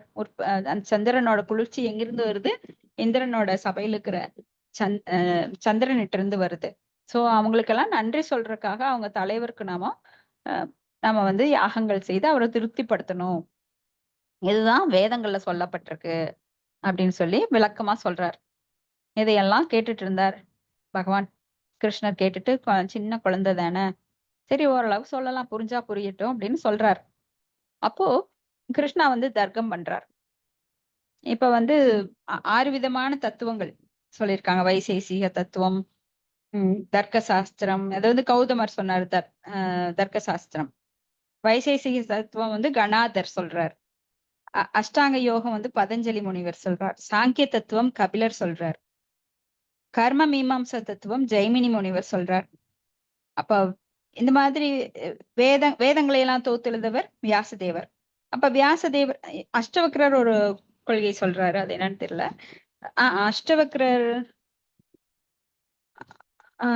அஷ்டவக்ரர் ஒரு இது முறை சொல்றாரு. அப்ப இந்த 6 பேரு யாருன்னா வியாசதேவரோட சீடர்கள். அப்ப வியாசதேவர் வந்து வேதாந்தத்தை தோத்துட்டாரு. அவர் வந்து வேதாந்த தர்ஷனம் அந்த அப்படிங்கிற ஒரு வேதங்களை எல்லாம் தோத்து எழுதிட்டாரு. ஆனா இந்த 6 பேர்கிட்ட கொடுத்து நீங்க வந்து இதுக்கெல்லாம் கொஞ்சம் விளக்கம் கொடுங்கன்னு சொல்லும் போது 6 பேரோட மூடுல சத்துவ ரஜோ தமோ குணத்துக்கு தகுந்த மாதிரி அவங்கவுங்க என்ன பண்றாங்க, ஒவ்வொரு தத்துவத்தை கொண்டு வந்துடுறாங்க.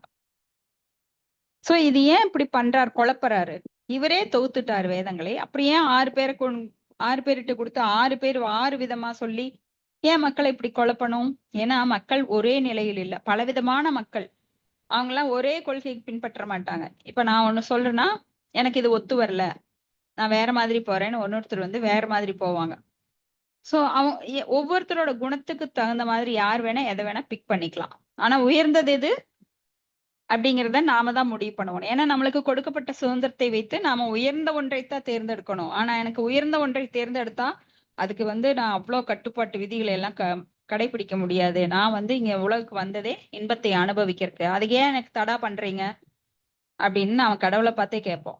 அதனால கடவுளே வந்து சரி நீங்க அதுக்கு கீழே போகணும்னா, ஆனா யாரும் சட்டம் என்பது குறைந்த லெவல்ல கூட, இப்ப பாருங்க ஜெயிலேயே வந்து சிறை குற்றங்கள்ல மிக உயர்ந்த தண்டனையும் இருக்கும், மிக குறைந்த தண்டனையும் இருக்கும், மீடியம் லெவல்ல இருக்கும். அந்த மாதிரி சரி நீங்க எல்லாருமே குற்றவாளிகள், ஆனா இதுல வெளியில வர விரும்புறவங்க கடுமையான முறையை பின்பற்றி வெளியில எஸ்கேப் ஆயிடலாம்.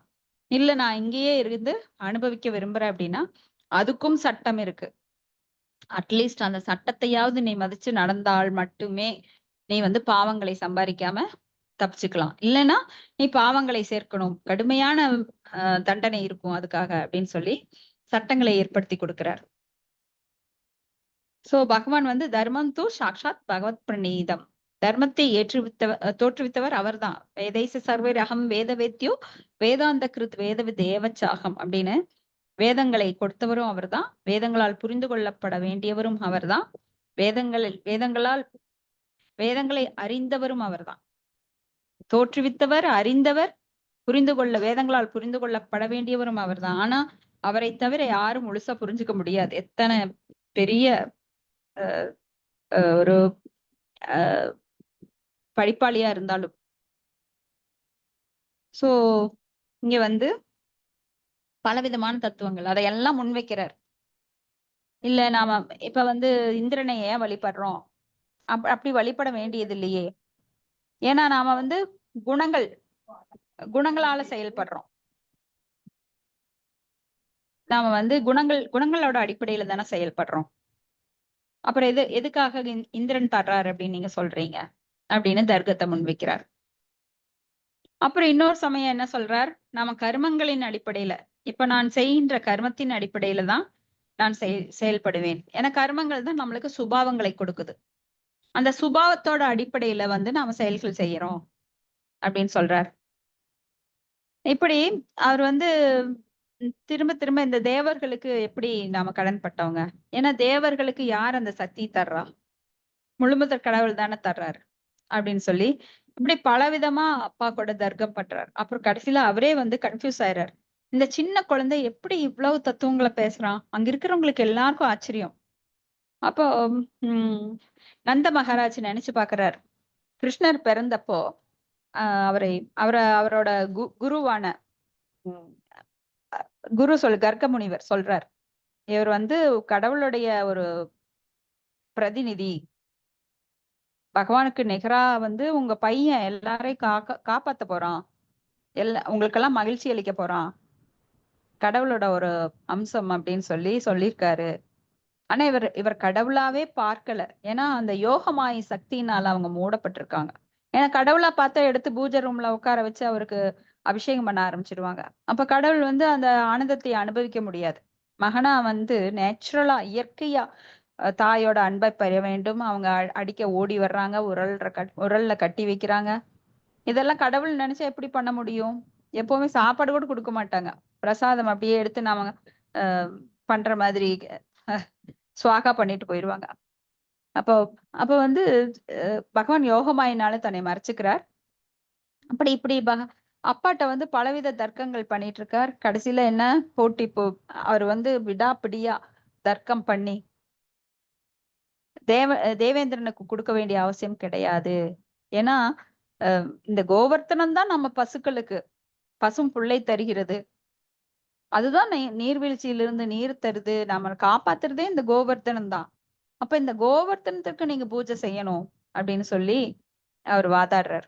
கடைசியில இவ்வளவு பேசுறானே, கண்டிப்பா அவன் சொல்றது நல்லாத்தான் இருக்கும். கர்க்க முனிவர் சொல்லியிருக்காரு, இவர் வந்து கடவுளோட ஒரு அம்சம் சொல்லிட்டு சரி இவன் சொல்றதையும் இந்த வருஷம் கேட்டு பார்க்கலாம் அப்படின்னு சொல்லி உடனே அங்க இருக்கிறவங்க எல்லாம் கோவர்த்தனத்துக்கு பூஜை செய்யறதுக்கு ஏற்பாடு பண்றாங்க.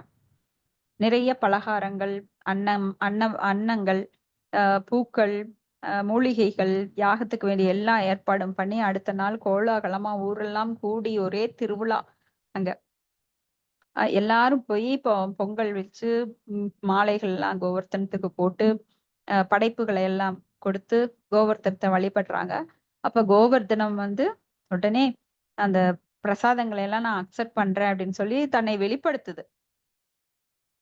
வெளிப்படுத்தி அந்த பிரசாதங்களை எல்லாம் சாப்பிட்டு எனக்கு இன்னும் வேணும் அப்படின்னு சொல்லி மறுபடி கேக்குது. எல்லாருக்கும் ஒரே ஆச்சரியம். வருஷம் நாம இந்திரனுக்கு பூஜை பண்ணியிருக்கோம். ஆனா இந்த இந்திரன் வந்து ஒரு நாள் கூட தன்னோட சந்தோஷத்தை வெளிப்படுத்தல, நம்மளுக்கு காட்சி தரல. ஆனா இந்த வருஷம் கிருஷ்ணா சொல்லி உடனே நாம வந்து பூஜை பண்ண ஆரம்பிச்சோன்னே இந்த கோவர்த்தனம் இவ்வளவு சந்தோஷப்பட்டு கேக்குதே அப்படின்னு சொல்லி எல்லாருக்கும் ஒரே குதூகலம். மறுபடியும் ஓடி போய் வீட்டுல அவங்கவுங்க என்னென்ன வச்சிருக்காங்களோ, என்னென்னலாம் பண்ண முடியுமோ பண்ணி வண்டியா கொண்டு வர்றாங்க. ஆனா அந்த கோவர்த்தனத்துக்கு பசியே ஆற மாட்டேங்குது. மறுபடியும் கேட்டுட்டே இருக்கு. அப்ப என்ன அந்த வேர்டு என்ன சொல்லுவாங்க? மறுபடியும் வேணும்னு சொல்லி அணியோரா. அணியோரா அணியோரான்னு கேட்டுட்டே இருக்கும். அப்ப இவங்களுக்கு முதல்ல எல்லாம் சந்தோஷமா ஓடி போய் மறுபடியும் கொண்டு வந்தாங்க வண்டியா. ஆனா எல்லாம் கொஞ்சம் டயர்ட் ஆயிட்டாங்க. இத பார்த்தாரு பலராமர் பார்த்துக்கிட்டு, இதுக்கு ஒரு உபாயம் இருக்கு. நீங்க வந்து படைக்கும் போது நீங்க ஒரு துளசி இலைய வையுங்க, அவர் வந்து நிறைவடைஞ்சிருவாரு அப்படின்னு. அப்போ எல்லாம் துளசி இலையை வச்சு படைக்கும் போது அங்க ஒரு ஏப்ப சத்தம் கேட்கும். அப்பாடா அப்படின்னு சொல்லி அவர் வந்து ரொம்ப மகிழ்ச்சி ஆயிட்டார் கோவர்தனம். அப்ப எல்லாம் ரொம்ப சந்தோஷத்தோட வீடு திரும்புறாங்க. இந்த இதையெல்லாம் பார்த்துக்கிட்டு ஒரு தேவேந்திரன் அவன் என்ன பண்றாரு, இந்திரன் கிட்ட போய் மூட்டி கொடுத்துடுறார். பாத்தியா, இது வந்து உங்களுக்கு செய்யாம அந்த சின்ன பையன், மாடு மேய்க்கிற பையன் பேச்ச கேட்டு உங்களுக்கு உரிய பூஜையை வந்து நிறுத்திக்கிட்டு கோவர்த்தனத்துக்கு பூஜை பண்ணிட்டு இருக்காங்க அப்படின்னு சொல்லும் போது, இந்திரன் ஏற்கனவே அகங்காரத்துல இருக்கான், பொய் அகங்காரத்துல. சோ இவர் வேற தீ வச்சு விட்டாரா, உடனே இந்திரனுக்கு கோபம் வந்துருச்சு. இவங்களெல்லாம் பாரு என்ன பண்றேன்னு அப்படின்னு சொல்லிட்டு ஆஹ் சம்வர்த்தன மேகங்களை கூப்பிடுறார். மேகங்களை கூப்பிட்டு, இந்த விருந்தாவனத்தை நீ வந்து ஃபுல்லா எத்தனை தூரம் மழை பெஞ்சு அழிக்க முடியுமோ வெள்ள காடாக்கி அவங்களெல்லாம் ஒரு தண்டனை கொடு அப்படின்னு சொல்லும் போது அவரு இந்திரன் சொன்னோன்னே அவருக்கு ஒண்ணும் பண்ண முடியல. சரின்னு சொல்லிட்டு அவர் கடைசி சொட்டு நீர் இருக்கிற வரைக்கும் பலமாக மழை அங்க பெஞ்சுட்டே இருக்கு. ஒவ்வொரு மழை துளியும் வந்து ஒரு மாம்பழ சைஸ்ல அப்படியே படால்னு ஒவ்வொருத்தர் மேல விழுகும் போது, பனிக்கட்டி மலைன்னு சொல்லுவாங்க இல்லையா, அது மாதிரி ஒவ்வொருத்தர் மேல விழும்போது அப்படியே ரொம்ப வலி தாங்க முடியாம எல்லாம் அலறாங்க. கிருஷ்ணா கிருஷ்ணா கிருஷ்ணா ஆபத்து வாந்தவா அநாத ரட்சகான்னு போய் கிருஷ்ணா எங்களை காப்பாத்துன்னு அந்த குழந்தைங்கள்லாம் போய் கேக்குறாங்க. அப்ப அவர் சிரிக்கிறார். நான் ஒரு சின்ன பையன் விளையாட்டுக்கு சொன்னேன், என்ன நம்பி நீங்க இப்படி பண்ணீங்களே அப்படின்னு சொல்றாரு. எல்லாருக்கும் கிருஷ்ணா மேல கோபம் வருது. அப்போ சரி சரி வாங்க அப்படின்னு சொல்லிட்டு அவர் என்ன பண்றார், எல்லாரையும் கூட்டிட்டு போய் பசு மாடுகள், கன்றுக்குட்டி எல்லாத்தையும் கூட்டிட்டு போறார். கோபர்கள், இளம் கோபியர்கள், குழந்தைங்க எல்லாரும் போறாங்க. போய் அந்த கோவர்த்தனத்துக்கு கீழே நிக்கிறாங்க. அப்ப கோவர்த்தன இவருக்கு வந்து 7 வயது பாலகன். 7 வயது பாலகன். அந்த சுண்டு விரல் நம்மளுக்கு வந்து ரொம்ப வீக்கான விரல். கை விரல்கள்லயே சுண்டு விரல் ரொம்ப வீக்கானது, அதுல எதையுமே தூக்க முடியாது. ஆனா அந்த சுண்டு விரல அந்த கோவர்த்தன மலையை தூக்குறார் குடை போல. இப்ப அந்த புயல், காற்று, மழை எல்லாம் அதனால அடக்கப்பட்டு எல்லாம் அதுக்குள்ள அடைக்கலம் போடுறாங்க அதுக்கு கீழே. அப்ப எல்லாரும் ரொம்ப அந்த அந்த சூழல் வந்து எவ்வளவு மோசமா இருந்ததோ அந்த அளவு அந்த பாதுகாப்பு வந்து அவங்களுக்கு ரொம்ப ஒரு சேஃப்டி, ஒரு அடைக்கலம், பகவானோட பாதத்துல அடைக்கலம் அடைஞ்சது. அவ்வளவு ஒரு பாதுகாப்பு உணர்வோட எல்லாரும் அதுக்குள்ள நிம்மதியா இருக்காங்க. ஏன்னா பகவான் அங்க இருக்கிறார். பகவானுடைய அந்த பாசிட்டிவ் வைப்ரேஷன் எல்லாருக்கும் கிடைக்குது. ஒரே ஆனந்தமா இருக்காங்க. மனசு ஃபுல்லா எல்லாருக்கும் ஆனந்தம். யாருக்குமே பசி கிடையாது, தாகம் கிடையாது. 7 நாட்கள் ஒண்ணுமே தெரியல, போனதே தெரியல. அப்போ யாரெல்லாம் அங்க வந்து கோபியர்கள், அவங்க எல்லாம் என்ன பண்ணுவாங்க, இந்த கோப்பர்கள் கூட அவங்கவங்க விவசாயத்திலையும் இது தொழில்ல கவனமா இருந்தவங்க இப்போ கிருஷ்ணரை வந்து நேர்ல பாக்குற அந்த வாய்ப்பு, அந்த கோபியர்கள் எல்லாம் வீட்டு வாசல்ல எப்பவுமே பசு கூட்டங்களை ஓட்டிட்டு போகும்போதும் சரி ஓடி வந்து முன்னாடி நின்னுக்குவாங்க அந்த கிருஷ்ணர் அழகை பாக்குறதுக்கு. அப்போ எப்படா திரும்பி வருவான்னு அதுக்காக ஏங்கிட்டு இருந்து அவர் திரும்பி வரும்போது வீட்டு வாசல்ல முன்னாடி வந்து நிப்பாங்க. அவருடைய அழகை அப்படியே கண்களால பருகி இதயத்துக்குள்ள அவ்வளவு மகிழ்ச்சியா இருந்தவங்க இப்ப எப்பவுமே 7 நாட்கள் நேராக பார்க்கும் பாக்கியம் கிடைச்சதே அப்படின்னு அவரோட அழகை பார்த்துக்கிட்டு அவருடைய மொழிகள் கேட்டுக்கிட்டு அவரோட கவிதைகளை கேட்டுக்கிட்டு அங்க ஒரே ஒரு குதூகலம். குழந்தைங்கள்லாம் ஓடி ஓடி கிருஷ்ணாவை சுத்தி விளையாடுறாங்க. அப்ப அவங்க எல்லாம் சொல்றாங்க, நீ கிருஷ்ணா நீதான் தூக்குவியா, நாங்கெல்லாம் தூக்குறோம் பாருன்னு குச்சியை எடுத்துக்கிட்டு அவங்க கிருஷ்ணாக்கு சப்போர்ட் பண்ற மாதிரி. கிருஷ்ணா தூக்குறதுனால நிக்கல இந்த கோவர்தனம், நாங்களும் தூக்குறோம் பாருங்க, அவனுக்கு சப்போர்ட் பண்றோம், நாங்க தான் பெரிய சப்போர்ட் கிருஷ்ணாக்கு அப்படின்னு சொல்லி அவங்களாம் சும்மா குச்சியை வச்சுக்கிட்டு அவங்களாம் நின்னுட்டு இருக்காங்க. இப்ப கோபியர்கள் அந்த கண்களால கிருஷ்ணருடைய அழகை பருகிட்டு இருக்காங்க. இதுக்கெல்லாம் எவ்வளவெல்லாம் காத்துக்கிட்டு இருந்தாங்களோ அந்த மாதிரி அங்க ஒரே குதூகலமா கோலாகலமா இருக்கு. ஆனா இந்திரன் என்ன பண்ணினா இவங்களெல்லாம் துன்புறுத்தணும்னு நினைச்சான். ஆனா இங்க ஆப்போசிட்டா என்னாச்சு, அது ஒரு திருவிழாவா மாறிடுச்சு. அங்க இருக்கிற கோபிகள் எல்லாம் சுத்தி உக்காந்து கதை பேசிக்கிட்டு கிருஷ்ணா மேல பூவை போட்டு வாரி எரிச்சுக்கிட்டு இப்படி கிண்டல் அடிச்சுக்கிட்டு சந்தோஷமா எல்லாரும் கூடி இருக்கிறாங்க அந்த இடத்துல. ஏன்னா ஒன்று கூடி இருக்கிறது அப்படிங்கிறது ரொம்ப விசேஷம். எல்லாம் அவங்கவங்க வீட்டுல தனித்தனியா இருந்தவங்க இப்போ ஒரு விசேஷம், ஒரு திருவிழா, ஒரு கல்யாணம் அப்படின்னாதான் எல்லாம் கூடி இருப்போம். அங்க வந்து எப்படி மகிழ்ச்சிகளை வெளிப்படுத்துவாங்க நம்மளுக்கு தெரியும். பேச்சுக்கள், கிண்டல்கள், ஒரே ஆனந்தமா இருக்கும். அது போல இங்க எல்லாம் ஆனந்தமா இருக்கிறாங்க. இந்திரன் என்னவோ செஞ்சது ஒரு பெரிய குற்றம்தான். ஆனா இங்க இந்திரனோட இது என்னாச்சு, அவங்களுக்கு நேர்மறையா மாறிடுச்சு. ஆனா அவனோட எதிர்மறையான சிந்தனை இங்க நேர்மறையா மாறி எல்லாரும் ஆனந்தமா இருக்கிறாங்க. இந்திரனுக்கு நன்றி சொல்றாங்க. இந்த வாய்ப்பை கொடுத்ததுக்கு ரொம்ப நன்றி, ரொம்ப நன்றின்னு இந்திரனுக்கு நன்றி சொல்றாங்க. அப்ப 7 நாட்கள்ல அந்த மலையெல்லாம் கொட்டுறக்கு மழையே கிடையாது சம்பர்த்தன் எடுத்துட்ட. அப்ப போய் இந்திரன் கிட்ட தலைய தொங்க போட்டு சொல்றார், என்னால முடிஞ்ச வரைக்கும் நான் பலத்த காற்று எல்லாம் பண்ணி பாத்துக்கிட்டேன், என்னால ஒண்ணும் முடியல. ஆனா அந்த சின்ன பையன் கோவர்த்தனத்தை தூக்கி எல்லாத்துக்கும் அடைக்கலம் கொடுத்துட்டான். ஆசிரிய அப்படின்னு ஆசிரியம் கொடுத்துட்டான் அப்படின்னு சொல்றார். அப்போ இந்திரனுக்கு தான் எங்கேயோ தப்பு பண்ணிருக்கோம் அப்படின்னு புரிய ஆரம்பிச்சது. இப்பதான் அவனுக்கு அந்த வித்யா அப்படிங்கிற மூளை வேலை செய்யுது, அறிவு. அப்ப கண்டிப்பா இது சின்ன குழந்தை கிடையாது, பகவானால் தான் முடியும். ஏன்னா இந்திரனான என்னை வெல்ல மற்ற யாராலையும் முடியாது. அப்ப இவர் போரெல்லாம் புரியல. வாள் எடுத்துட்டு போய் இந்திரனை கொல்லலாம் கிடையாது. ஆனா இவர் இப்படி பண்றாருன்னா கண்டிப்பா அது கடவுளாத்தான் இருக்கும் அப்படின்னு சொல்லிக்கிட்டு அப்போ இவரை போய் சமாதானப்படுத்தணும். ஆனா நான் போன கோபம் வருமே, நேர்ல எப்படி பாக்குறேன்னு ரொம்ப வெக்கம் அவனுக்கு, இந்திரனுக்கு. ஏன்னா பகவானுடைய சக்தியை கொண்டுதான் இவரு மற்றவங்களுக்கு நன்மையும் தீமையும் கொடுக்கிறார். நல்லவங்களுக்கு நல்லதும் கெட்டதும் கெட்டதும் அவங்க கர்மாக்கு தகுந்த மாதிரி, புண்ணிய கர்மாக்கு தகுந்த நன்மைகளையும், தீய கர்மாக்களுக்கு தகுந்த தண்டனைகளையும், பாவ கர்மாக்கு தகுந்த தண்டனைகளையும் அவர் தர்றார். பகவான் சக்தி கொடுக்கலன்னா அங்க எதுவுமே கிடையாது. சோ இவங்க எல்லாம் புரோக்கர்ஸ் மாதிரி இன் பிட்வீன், பகவான்கிட்ட இருந்து வாங்கி அதை டிஸ்ட்ரிபியூட் பண்றவங்க. சோ தேவ வழிபாட்டினால யாருக்கும் எதுவுமே எக்ஸ்ட்ரா கிடைக்காது. நிறைய பேர் தேவர்களை வழிபடுறதுனால எனக்கு நிறைய கிடைக்குது, செல்வம் கிடைக்குது, அதனால அங்க ஓடி கும்பிடலாம், இங்க ஓடி கும்பிடலாம், அந்த தேவனை கும்பிடலாம், இந்த தேவனை கும்பிடலாம்.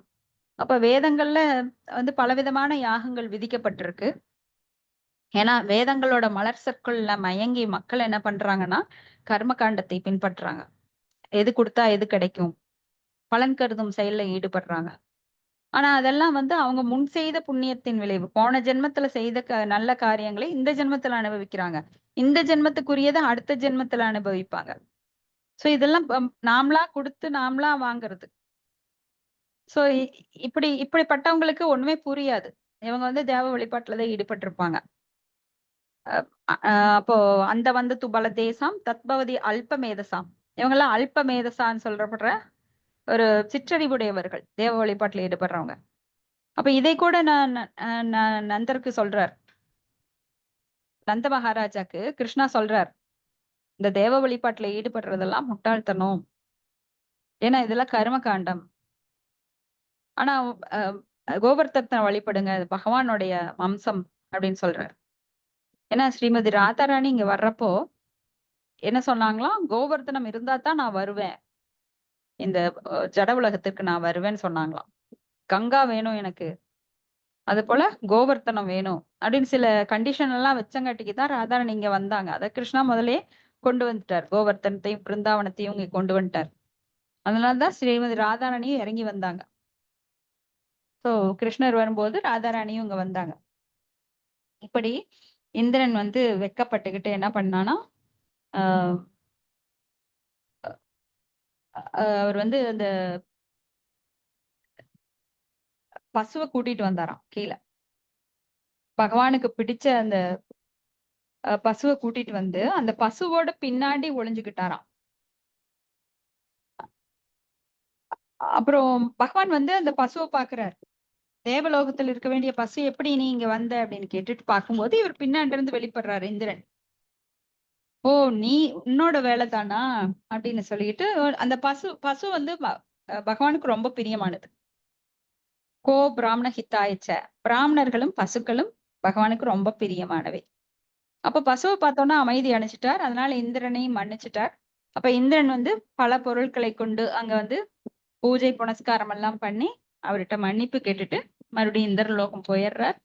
இப்படியாக அந்த கோவர்த்தன லீலை நடந்த நாள் தான் இன்னைக்கு. சோ யாரெல்லாம் கோவர்த்தனத்தை வீட்டுல கூட நீங்க கோவர்த்தன மாலையை வந்து அன்னத்துல உருவாக்கி அதை வந்து அலங்காரம் பண்ணலாம். அப்போ பல நெய்வேத்தியங்களை கோவர்த்தனத்துக்கு நாம அர்ப்பணிக்கலாம். துளசி வைக்கும் போது அவர் வந்து திருப்தி அடைகிறார். எப்பவுமே நம்ம படைக்கும் போது துளசி கண்டிப்பா வைக்கணும், ஒரு இலை வச்சு படைக்கணும். சோ இன்னைக்கு இந்த லீலை கேட்கறது ரொம்ப விசேஷம். மாதாஜி, பிருந்தாவன்ல இன்னும் இந்த கோவர்த்தன மலை இருக்குங்களா? ஆமா மாதாஜி, முதல்ல வந்து ரொம்ப பெருசா பல கிலோமீட்டர் நீளத்துக்கு இருந்தது. அப்போ கொஞ்சம் கொஞ்சமா அது குறைஞ்சு இப்போ மலை வந்து கொஞ்சம் சின்னதா இருக்கு.